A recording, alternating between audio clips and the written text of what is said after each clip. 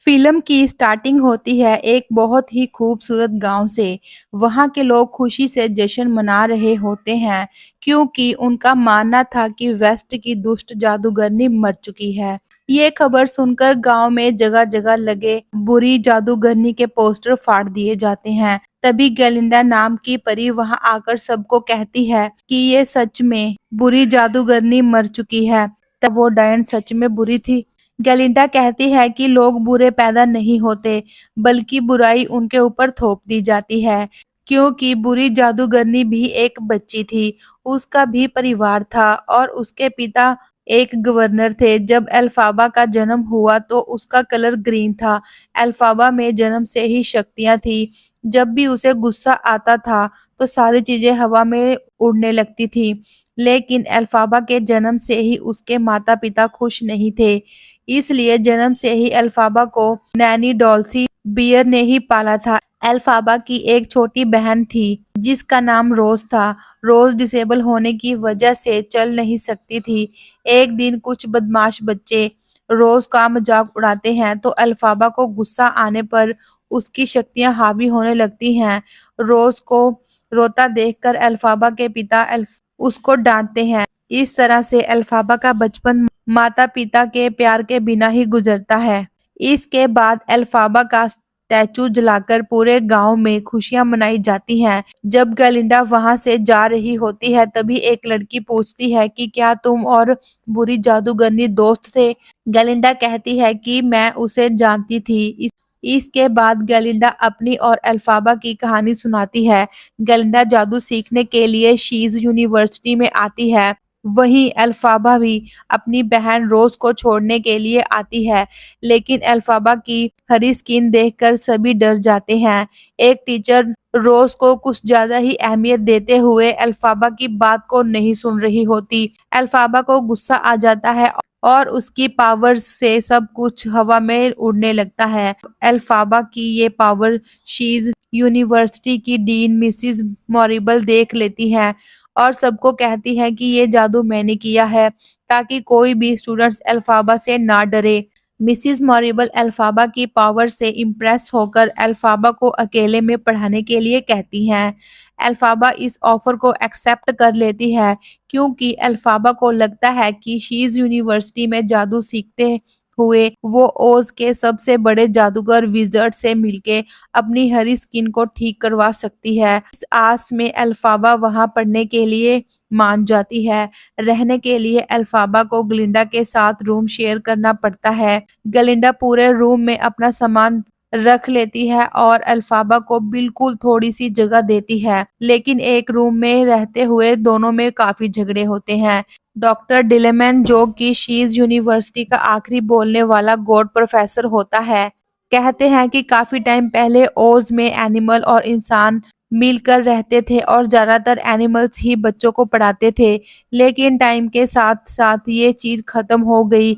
तभी क्लास में बोर्ड पर कुछ ऐसा लिखा हुआ मिलता है कि क्लास डिसमिस कर दी जाती है। एल्फाबा डॉक्टर डेलमेंट की हेल्प करती है और दोनों दोस्त बन जाते हैं। दूसरी तरफ मिसिस मॉरिबल एल्फाबा को अकेले में जादू सिखाती है। लेकिन एल्फाबा का अपनी शक्तियों पर कंट्रोल नहीं होता, जिससे सारी चीजें तहस-नहस हो जाती हैं। सिक्का हवा में उड़ने लगता है। मिसिस मॉरिबल कहती है कि अगर तुमने अपने इमोशंस पर कंट्रोल पा लिया तो तुम विज़र्ड से मिल सकती हो। डॉक्टर डेलेमेंट एल्फाबा को बताते हैं कि जानवरों के बोलने के अधिकार छीने जा रहे हैं।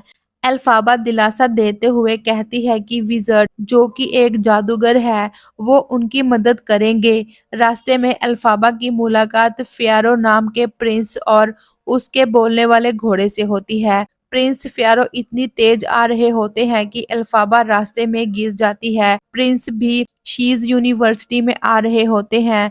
जब गलिंडा को पता चलता है कि प्रिंस फ़ियारो आ रहे हैं तो वो तैयार होना शुरू कर देती है। प्रिंस की पर्सनैलिटी ऐसी होती है कि यूनिवर्सिटी में आते ही सब उन्हें देखते रह जाते हैं। अपने चुलबुले बिहेवियर के कारण गलिंडा प्रिंस से बात करने की कोशिश करती है और उन्हें पूरा स्कूल दिखाती है। तभी लाइब्रेरी में प्रिंस की नज़र एल्फाबा पर पड़ती है। प्रिंस एक पार्टी रखता है। पार्टी में जाने के लिए एक लड़का गलिंडा से पूछता है, लेकिन गलिंडा कहती है कि उसे रोज के साथ जाना चाहिए। गलिंडा ऐसा इसलिए कहती है क्योंकि वो खुद प्रिंस के साथ जाना चाहती है। वो लड़का रोज को पार्टी में जाने के लिए इनवाइट करता है। ये सुनकर रोज बहुत खुश हो जाती है। रोज एल्फाबा से कहती है कि आज गलिंडा की वजह से ही वो उस पार्टी में जा रही है, पर एल्फाबा को इस बात पर यकीन नहीं होता। फिर रोज कहती है कि वो गलिंडा के खिलाफ एक भी लफ्ज नहीं सुन सकती। पार्टी में जाने के लिए गलिंडा सुंदर सी ड्रेस पहनकर तैयार होती है। गलिंडा की अलमारी में एक अजीब सी हैट मिलने पर उसके दोस्त पूछते हैं, ये किसकी हैट है। गलिंडा कहती है कि ये हैट उसकी नानी ने उसके लिए बनाई थी। एल्फाबा को लगता है कि गलिंडा के कारण ही आज उसकी बहन रोज इतनी खुश है, इसलिए वो गलिंडा को शुक्रिया अदा करने के लिए उसके पास जाती है। लेकिन गलिंडा एल्फाबा को पार्टी के लिए इनवाइट करके वो हैट पहनने के लिए कहती है। पार्टी शुरू होने पर सब लोग डांस करते हैं। मैडम मॉरिबल गलिंडा से कहती है कि एल्फाबा के कहने पर ही वो गलिंडा को भी जादू सिखाएंगी, क्योंकि एल्फाबा चाहती है कि गलिंडा भी जादू सीखे। ये सुनकर गलिंडा बहुत हैरान हो जाती है। तभी एल्फाबा वो ब्लैक हैट पहनकर पार्टी में आ जाती है। सब लोग उस पर हंसते हैं और उसका मजाक भी उड़ाते हैं। एल्फाबा अकेले डांस करती है। गलिंडा को अपनी गलती का एहसास होने पर वो भी अल्फाबा जैसा डांस करती है। फिर सब उनके साथ डांस करते हैं। इसके बाद गलिंडा और अल्फाबा दोनों में दोस्ती हो जाती है। गलिंडा अपना सीक्रेट शेयर करते हुए कहती है कि वो और प्रिंस जल्दी ही शादी करने वाले हैं। गलिंडा अल्फाबा से पूछती है कि तुम इस छोटे सी ग्रीन बॉटल को अपने सिरहाने के नीचे रखकर क्यों सोती हो, पर अल्फाबा इसके बारे में कुछ नहीं बताती। इस पर गलिंडा नाराज हो जाती है। अल्फाबा बताती है कि उसके पिता को डर था कि कहीं उनकी छोटी बेटी भी अल्फाबा की तरह ग्रीन ना हो। इसलिए अल्फाबा की माँ को मिल्क फ्लावर चबाने के लिए दिए जाते थे, जिसकी वजह से रोज जल्दी पैदा हो गई और चल नहीं सकती। रोज के जन्म के बाद ही उसकी माँ की डेथ हो गई। इसलिए अल्फाबा को लगता है कि ये सब उसकी वजह से हुआ है। उसकी ग्रीन स्किन के कारण ही ये सब कुछ हुआ। गलिंडा कहती है कि इसमें तुम्हारी कोई गलती नहीं है। गलिंडा और अल्फाबा अच्छे दोस्त बन गए हैं, इसलिए गलिंडा अल्फाबा का मेकओवर करने के साथ-साथ अलग-अलग ड्रेसेस पहनाती है, रेपुटेशन बनाने में उसकी मदद करती है। अगले दिन अल्फाबा तैयार होकर गलिंडा की तरह बाल झटकाती है। प्रिंस उसे देख रहा होता है और कहता है कि तुम्हें ऐसा कुछ करने की जरूरत नहीं है। क्लास में टीचर डेलमेंट को जबरदस्ती क्लास से निकाला जाता है और उनकी जगह एक नए प्रोफेसर पढ़ाते हैं जो शेर के बच्चे को पिंजरे में बंद करके उस पर दबाव बनाने की कोशिश करता है ताकि वो बोल ना सके। ये सब देखकर अल्फाबा को इतना गुस्सा आता है कि कोई जादू जैसा कुछ हो जाता है और क्लास में फूल उड़ने लगते हैं। प्रिंस और अल्फाबा को छोड़कर पूरी क्लास सो जाती है। अल्फाबा और प्रिंस शेर के बच्चे को जंगल में छोड़ने जाते हैं। ऐसा लगता है जैसे अल्फाबा प्रिंस को पसंद करने लगी है, लेकिन फिर अल्फाबा को एहसास होता है कि प्रिंस गलिंडा को पसंद करता है, जिससे वो दुखी हो जाती है और प्रिंस को कुछ नहीं बताती। अगले दिन ओज के जादूगर विज़र्ड का अल्फाबा के लिए इनविटेशन लेटर आता है, जिसमें लिखा था कि विज़र्ड, जो कि एक जादूगर है, उसने अल्फाबा को एमराल्ड सिटी बुलाया है। मैडम मॉरिबल कहती हैं कि विज़र्ड से मिलने से पहले अल्फाबा को खुद को साबित करना होगा, मतलब कोई जादू करके दिखाना होगा। लेकिन अल्फाबा का उसकी पावर्स पर कंट्रोल ना होने के कारण वो कोई जादू नहीं करती। फिर मैडम मॉरिबल अपने जादू से मौसम को कंट्रोल करके दिखाती हैं। इसके बाद एमराल्ड सिटी से ट्रेन आ जाती है। गलिंडा को देखकर अल्फाबा कहती है, प्रिंस वहाँ क्यों नहीं आया? फिर गलिंडा बताती है कि आजकल प्रिंस का बिहेवियर कुछ बदला-बदला सा है। तभी प्रिंस वहाँ आ जाता है। प्रिंस कहता है कि वो आज भी एनिमल और उस दिन के बारे में बहुत सोचता है। प्रिंस अल्फाबा को गुड लक के तौर पर एक फूल देकर वहां से चला जाता है। अल्फाबा ट्रेन में जा रही होती है, तभी वो गलिंडा को भी साथ चलने के लिए कहती है। इसके बाद दोनों ही एमराल्ड सिटी जाती हैं। वहाँ जाने पर वो वहाँ के लोगों से मिलती हैं और मैजिक शो भी देखती हैं। इसके बाद विज़र्ड से उनकी मुलाकात होती है। विज़र्ड उन्हें आने वाले टाइम का एमराल्ड सिटी दिखाता है। गलिंडा कहती है कि यहाँ के रास्ते येलो कलर के अच्छे लगेंगे। विज़र्ड से मिलने पर एल्फाबा अपने हरे रंग को बदलवाने की बजाय ओज के एनिमल्स की मदद करने की ख्वाहिश जताती है। मैडम मॉरिबल भी वहां आ जाती है। इसके बाद विज़र्ड एल्फाबा को जादुई बुक ग्रीमरी पढ़ने के लिए कहती है। बुक ग्रीमरी में जादुई मंत्र लिखे हुए थे। जैसे ही अल्फाबा ग्रीमरी में लिखे हुए मंत्रों को पढ़ना शुरू कर देती है, तभी विज़र्ड के मोंकी गार्ड्स के पंख निकल आते हैं। ये देखकर मॉरिबल और विज़र्ड बहुत खुश हो जाते हैं।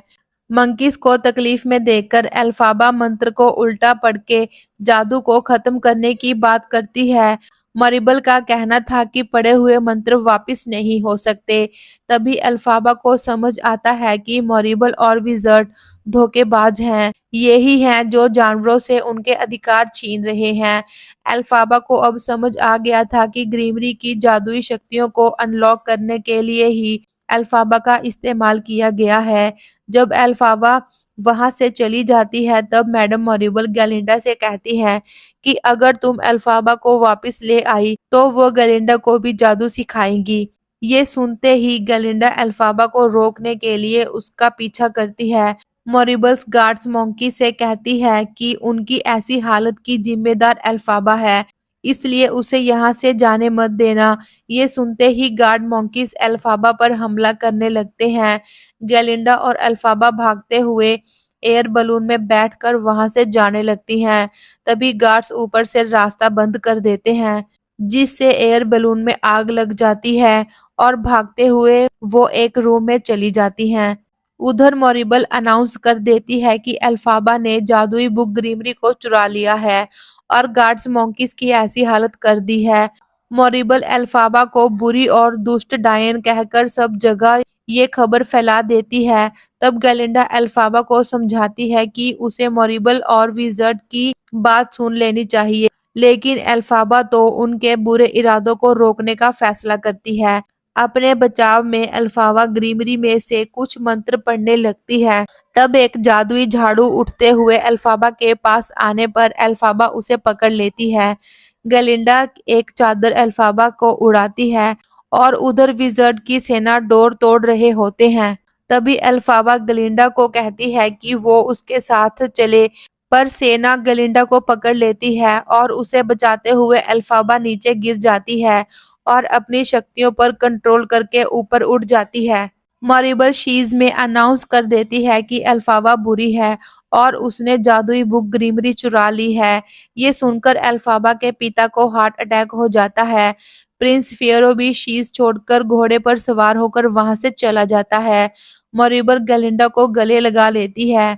ये देखकर अल्फाबा का दिल टूट जाता है और उसकी जादुई शक्तियों की वजह से आसमान में अंधेरा छा जाता है और अल्फाबा जादुई झाड़ू पर सवार होकर जंगल की तरफ चली जाती है, क्योंकि यहाँ हर किसी से उसे धोखा ही मिलता है। इसी के साथ मूवी खत्म हो जाती है।